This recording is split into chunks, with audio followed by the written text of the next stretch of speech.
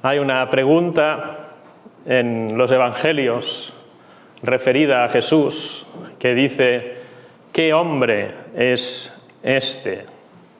Había una situación difícil para las personas que estaban al lado de Jesús, una tormenta terrible, miedo de perecer, de morir, y Jesús reprende a los vientos, hace callar a los vientos, las olas, todo se calma. Y dice la palabra de Dios en Mateo 8:27, y los hombres se maravillaron diciendo: ¿qué hombre es este, que aún los vientos y el mar le obedecen? Una pregunta básica, una pregunta no básica por su sencillez, sino básica por las consecuencias que puede tener en nuestras vidas como personas, aquí en esta tierra y más allá de la muerte. ¿Qué hombre es este? Lo preguntan unos judíos, personas fieles a Dios, personas que escuchan, leen la palabra de Dios. No hablo de todos los judíos en general, sino de aquellos que dijeron: ¿qué hombre es este? Seguramente conocían la palabra de Dios. La respuesta es muy fácil. La respuesta es clara. Podían leer en Génesis cómo Dios hace los cielos, cómo Dios ordena los mares. Pueden leer en todo el Antiguo Testamento cómo Dios es el único Dios y creador del universo entero. Pero la pregunta queda sin respuesta, porque muchas veces las personas no queremos aceptar las respuestas evidentes acerca de Dios. ¿Qué hombre es este que aún los vientos y el mar le obedecen? Hasta la fecha, los vientos y el mar solo han obedecido a Dios, y entonces también. ¿Por qué cuesta tanto entender la persona de Jesús? Hay quien dice de Jesús que era un personaje histórico que fundó una religión. Hay quien dice que era un gran profeta. Hay quien dice que era esto, aquello y lo demás allá.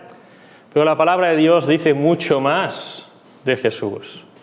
Y de hecho quisiera hoy comentar con vosotros lo que Dios mismo dice en su palabra acerca de Jesús. Dios nos da contexto en su palabra para poder responder a esta pregunta: ¿qué hombre es este que hasta el mar y los vientos le obedecen? Dios escribe en Isaías, el famoso capítulo Isaías 53. Tenemos que pensar, históricamente hablando, que Isaías escribe y vive más o menos en una época parecida a la época clásica que se creía de Homero, que escribe no sé qué escribe la Ilíada tal vez, escribe la Odisea, este personaje que a veces se cuestiona de su existencia y se habla de tradiciones humanas, pero quiero decir, el texto más antiguo que tenemos en la Europa occidental sería esto. Pues en esta época está Isaías, más o menos, 100 años más, 100 años menos, siglo VII, siglo VIII antes de Cristo. Isaías está describiendo con todo detalle qué hombre es este, que incluso el mar y las olas y el viento, etcétera, le obedecen.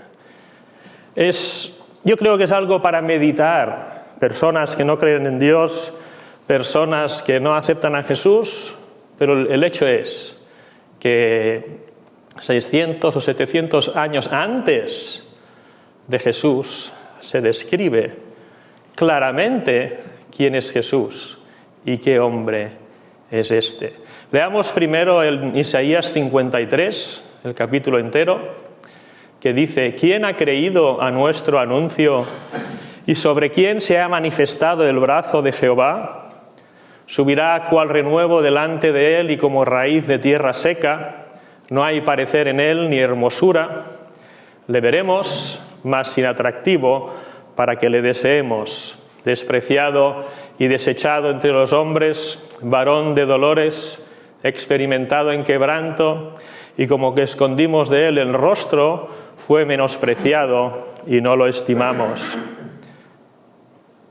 Ciertamente llevó él nuestras enfermedades y sufrió nuestros dolores, y nosotros le tuvimos por azotado, por herido de Dios y abatido. Mas él herido fue por nuestras rebeliones, molido por nuestros pecados.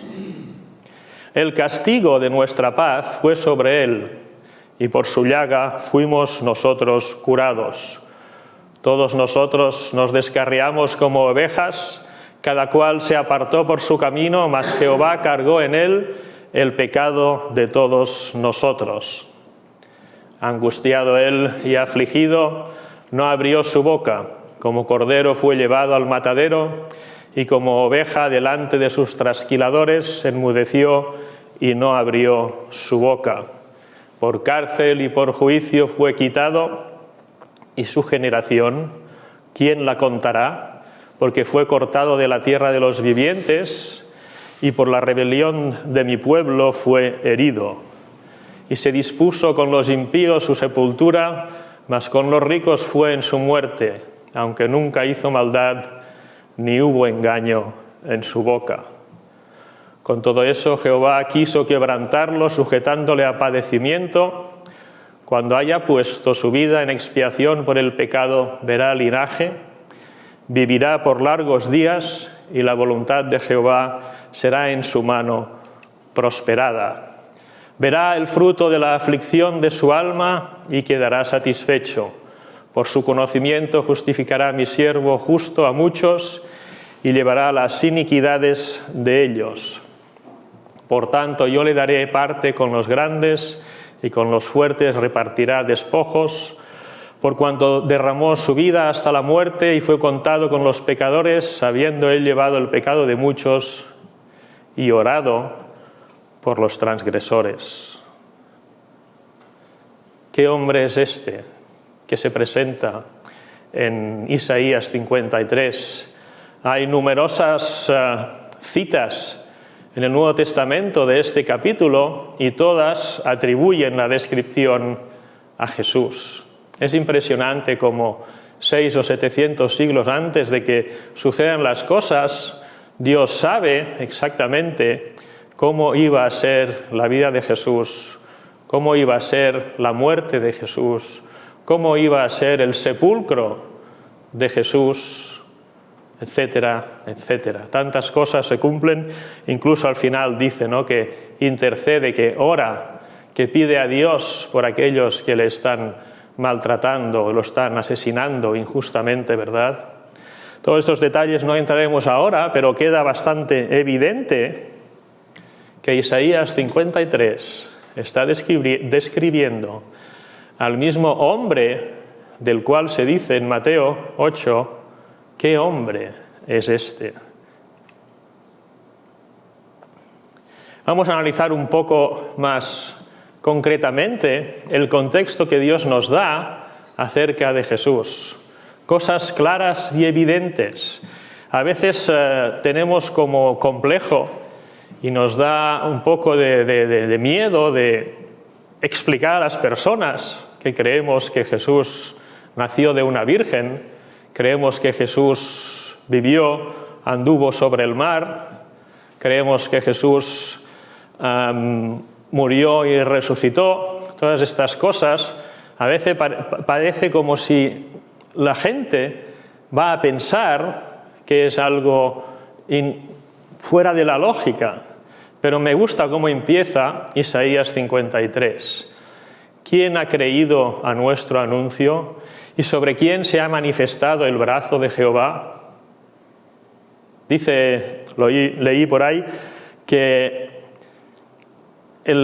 Dios usó el dedo para hacer la creación, usó la mano para sacar al pueblo de Israel de Egipto, pero usa el brazo más fuerza todavía para hacer los milagros de Jesús en la tierra, para que todo el mundo pudiera entender que allí estaba el Hijo de Dios. Como él mismo decía, ¿por qué me odiáis? ¿Por qué queréis matarme?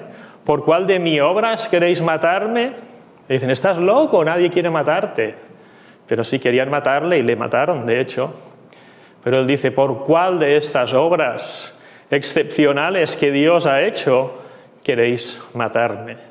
Dice la Escritura, pues, en este versículo, básicamente, a mi entender, que el testimonio que Dios ha dado es suficiente para que las personas entiendan que Jesús es Dios hecho hombre. Sus palabras, sus hechos, su amor, su entrega, su perfección son suficientes para que cualquier persona honradamente pueda decir, es como el centurión cuando vio cómo moría, dijo, verdaderamente este era Hijo de Dios. La evidencia es suficiente. Tenemos que sacarnos los complejos y entender que hay suficiente evidencia de la obra de Dios en Jesús para aceptarle como Hijo de Dios. ¿Quién ha creído a nuestro anuncio? Muchas personas oyeron, dice, creo que es Romanos citando esto, muchas personas oyeron, muchas personas oyen las buenas nuevas, muchas personas oyen este himno maravilloso que dice, bueno es Dios, pero no todos lo aceptan. Nuestros pensamientos son muy diferentes de los pensamientos de Dios. Aparece en toda la Biblia. Por esto, cuando vemos a Jesús, puro Hijo de Dios, nos cuesta entenderlo. ¿Cuál es el problema? Es que nosotros, como humanidad, nos hemos alejado de Dios.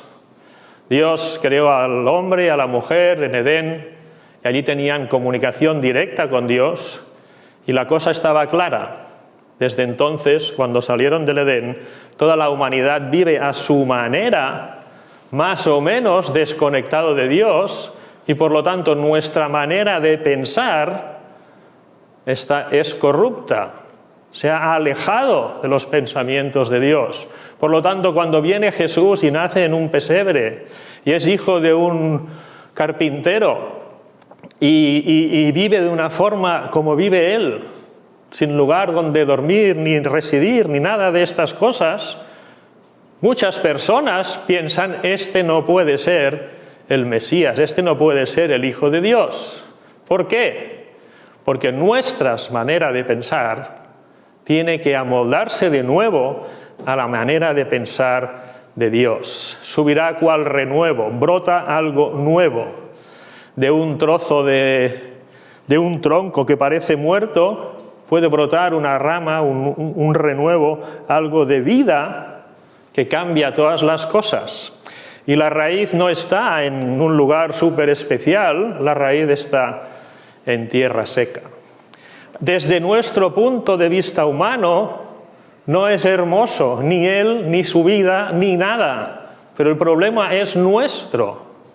Tenemos que aprender a amar a Jesús por lo que es y no por nuestros prejuicios religiosos. Él fue despreciado, él fue desechado. Y entonces esto es un pez que se muerde la cola, ¿no? Es un círculo vicioso.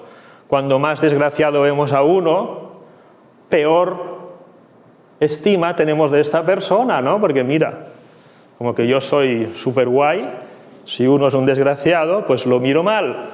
Cuando más mal lo miro, más desgraciado es, y etcétera. Nuestros pensamientos no están preparados para reconocer la belleza de Jesús. Pero aquí el contraste en el texto, versículo siguiente, es brutal, ¿no? Ciertamente llevó él nuestras enfermedades. Nosotros estamos diciendo, ¿quién es este? Qué feo que es, no nos gusta cómo ha llegado a este mundo, nos molesta, es un desahuciado. Pero él lleva nuestros problemas. Qué contraste, ¿verdad? Llevó Él nuestras enfermedades y sufrió nuestros dolores. En cambio nosotros, como que pensamos de una manera alejada de los planes de Dios, lo entendemos todo al revés y decimos, le tuvimos por azotado, por herido de Dios y abatido. Mas Él sigue en esta dicotomía brutal. Esto se podría hacer una obra de arte sobre esto, una obra, un teatro, algo de la fuerza de emoción que hay en este texto, ¿no? Mientras yo estoy pensando que este personaje es un don nadie, que lo desprecio, tal vez me da pena, etcétera, etcétera, Él se entrega por mí, mas Él herido fue por nuestras rebeliones, molido por nuestros pecados, el castigo de nuestra paz fue sobre Él y por su llaga fuimos nosotros curados. Mientras nosotros estamos pensando, ¿qué hombre es este? Ha parado las olas y el mar. ¿Tú crees que debe apestar así un pobre ahí tirado?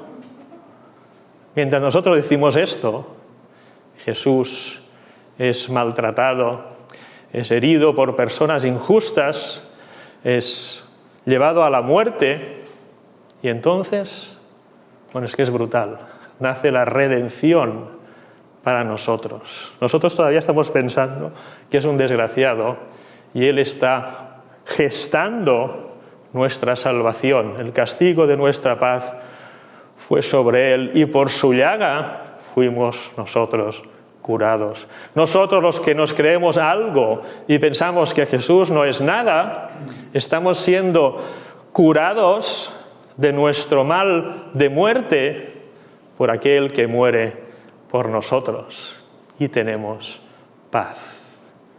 Qué fuerte, ¿no? Pero la palabra de Dios sigue diciendo y explicando cuál es nuestro problema. Ya lo habíamos introducido antes, ya en el versículo 6 nos explica por qué no nos enteramos de nada cuando vemos a Jesús. Todos nosotros nos descarriamos como ovejas, es decir, parece ser que las ovejas tienen la tendencia de irse a su bola y luego no saben ni dónde están, ni dónde está la comida, ni cómo se vuelve a casa, ni saben nada. Así somos nosotros. Cada cual se apartó por su camino, mas Jehová, Dios, el creador de los cielos, aquel que controla los cielos, los vientos y el mar, mas Jehová cargó en él el pecado de todos nosotros. Alejarse de Dios, aunque lo hemos hecho todos y lo hacemos todos, no es un acto inocente. Dios lo considera un pecado. Ya sé que esta palabra no gusta, pero yo creo que tampoco gustan las consecuencias de lo que significa alejarse de Dios. Pero Dios dice, en lugar de enfadarme con ellos, porque se han ido, voy a resolver el problema. Y la justicia de Dios, en lugar de caer sobre nosotros, cae sobre Jesús. Y sigue explicando Jesús qué hace y cómo nos afecta a nosotros. Es maravilloso el versículo 7. Angustiado Él y afligido, mientras Él está sufriendo, está siendo acusado, está siendo maltratado, no abrió su boca. Como cordero fue llevado al matadero, fijaos, y como oveja delante de sus trasquiladores enmudeció y no abrió su boca. Podía decir tantas cosas. Una vez dijo yo soy y un ejército entero se cayó al suelo. Podía hacer tantas cosas, podía argumentar tantas cosas. Aquel que había dicho yo soy el buen pastor, es decir, yo soy Dios, Salmo 23, Jehová es mi pastor, y Jesús viene y dice yo soy el buen pastor. El buen pastor se hace hombre y se convierte en un cordero, que es, como decía Juan, he aquí el cordero de Dios, que quita el pecado del mundo. Y sigue diciendo el versículo, no solo es un cordero, sino que es también una oveja. el pastor, se hace como uno de nosotros para ser entregado por obra de Dios Padre, una ofrenda perfecta para que todas las ovejas, de alguna manera, puedan estar para siempre con Él. Por cárcel, dice el versículo 8, y por juicio, yo creo que más que cárcel es por arresto. La palabra significa esto, ¿no? Que lo retienen, ¿no? Él fue arrestado, por cárcel y por juicio fue quitado. El ser humano hizo todo lo que pudo en su desvarío para sacar a Jesús de en medio. Y la pregunta es, ¿y su generación? ¿Quién la contará? Como dijo, ¿era Nicodemo o no? Bueno, como dijo alguien en Hechos, dice, no os preocupéis si esto es una obra de los hombres, cuando se muera se acabó, adiós, adeu. Son ideas vanas que se van, pero si es obra de Dios, cuidado, no os enfrentéis a Dios. Se ha demostrado con creces que estamos hablando de obra de Dios. Su generación, ¿quién la contará? Aquellos que estaban ya frotándose las manos, hemos conseguido cargarnos a Jesús de Nazaret, el hijo del carpintero que tanto la lata nos ha dado. Su generación, ¿quién la contará? Pensabais que matabais a uno y se acababa todo, y ahora hay millones y millones de personas que le siguen, porque fue cortado de la tierra de los vivientes. Estaba escrito que Jesús iba a morir. Fue muerto, y más tarde habla de su sepultura, con lo cual queda claro que murió. Y por la rebelión de mi pueblo fue herido. Y luego un detalle precioso, ¿no? Se explica que a pesar de que decidieron matarle entre malhechores para ser enterrado o abandonado entre malhechores, acaba siendo sepultado entre ricos. Y se dispuso con los impíos su sepultura, mas con los ricos fue en su muerte. Aunque nunca, dice la palabra de Dios, hizo maldad ni hubo engaño en su boca. Y uno se pregunta, si Dios es justo, ¿por qué? ¿Por qué se permite esto? El mismo Jesús lo dice, Dios mío, ¿por qué me has abandonado? Jesús puede decir, nunca he hecho maldad, nunca ha habido engaño en mi boca. Dios mío, ¿por qué me has desamparado? Y dice, pues, era plan de Dios que Jesús muriera. ¿Por qué? Eso ya no nos interesa tanto, ¿no? ¿Quién es este? Sí, pero ¿por qué Dios quiere que Jesús muera?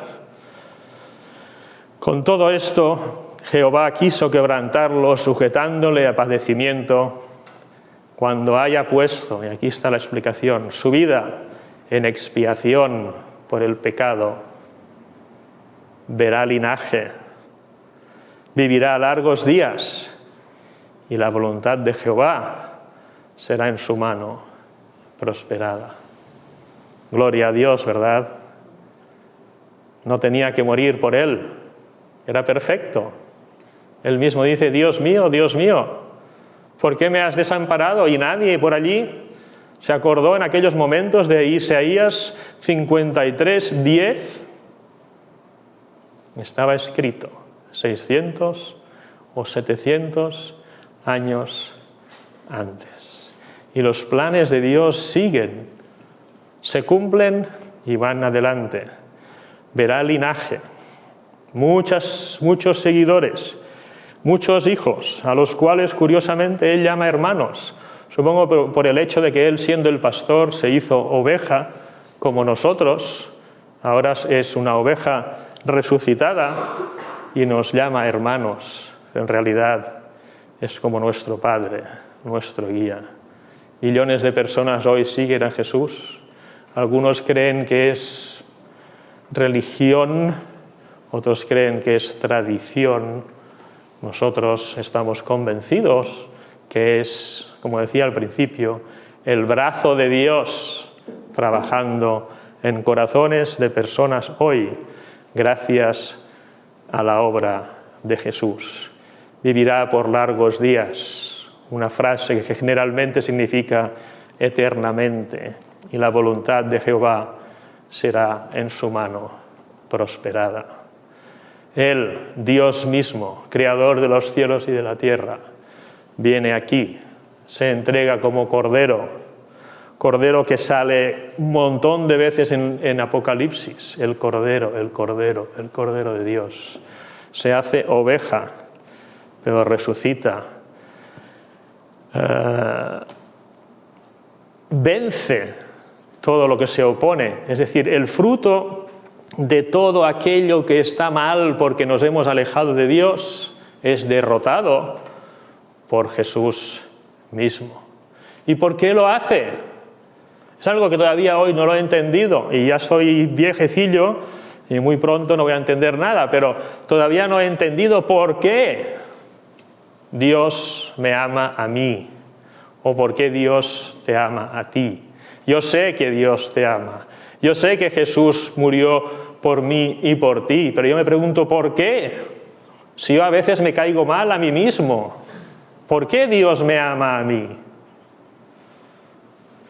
Es un misterio que algún día entenderemos en la eternidad, pero aquí lo dice muy claro. Verá el fruto de la aflicción de su alma y quedará satisfecho. Esto me supera, yo no lo entiendo. ¿Cómo puede estar Dios satisfecho conmigo una vez rescatado? Pero Él llegó a este extremo para hacerlo. Algún día lo entenderemos. Por su conocimiento, conocer a Jesús, conocer a Dios, nos lleva al camino de la salvación y dice, por su conocimiento justificará a mi siervo justo a muchos. Por desgracia no todos van a aceptar a esto, como dice al principio, ¿no? ¿Quién ha escuchado a nuestro anuncio?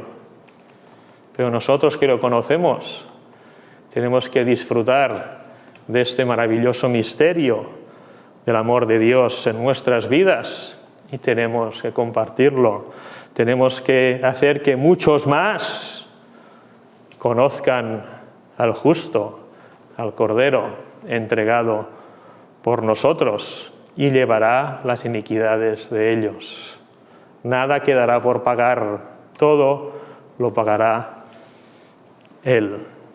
Por tanto, acaba diciendo, yo le daré, es Dios el que habla en estos momentos, entiendo, yo le daré parte con los grandes y con los fuertes repartirá despojos, por cuanto derramó su vida hasta la muerte. Jesús mismo dice, mi Padre me ama porque yo doy mi vida por las ovejas. Por cuanto derramó su vida hasta la muerte y fue contado con los pecadores, habiendo Él llevado el pecado de muchos, y aquí la coletilla para que identifiquemos de quién se habla, orando por los transgresores. No solo muere por nosotros, sino que intercede por nosotros. Dice, las ovejas que están en mi mano, dice Jesús, nadie las puede arrebatar. Es un tesoro especial que voy a llevar al Padre. ¿Cómo te sientes ahora? Ayer decía un hermano, ¿qué valor tienen las personas? ¿Qué valor tienes tú como persona? Una cosa podemos decir, nosotros somos el motivo por el cual Jesús, que nunca pecó, se entregó en la cruz por mí. ¿Cómo nos deja esto? Por puro amor. La única respuesta que podemos dar es amor. El diablo quiere añadir otras cosas en nuestra relación con Jesús, pero solo sirve para estropearla. El amor de Dios que se manifiesta en Jesús muriendo en nosotros, mientras nosotros todavía estamos pensando que Él es un desgraciado. Este es el amor que tiene que inundar nuestros corazones y que tiene que activar nuestras sensaciones, nuestras emociones, y tiene que guiar sobre todo nuestras decisiones y todo lo que hacemos en esta tierra. ¿Qué hombre es este? Hay que volver a leer Isaías 53 para responder a la pregunta. Porque Isaías 53 habla de Jesús estrictamente como hombre. Sabemos además que es Dios hecho hombre, que Él estaba creando el mundo cuando se creó el mundo, etc. Pero solo como hombre. Ya es absolutamente espectacular. Que Dios, que os ama tanto, llene vuestras vidas hoy y siempre.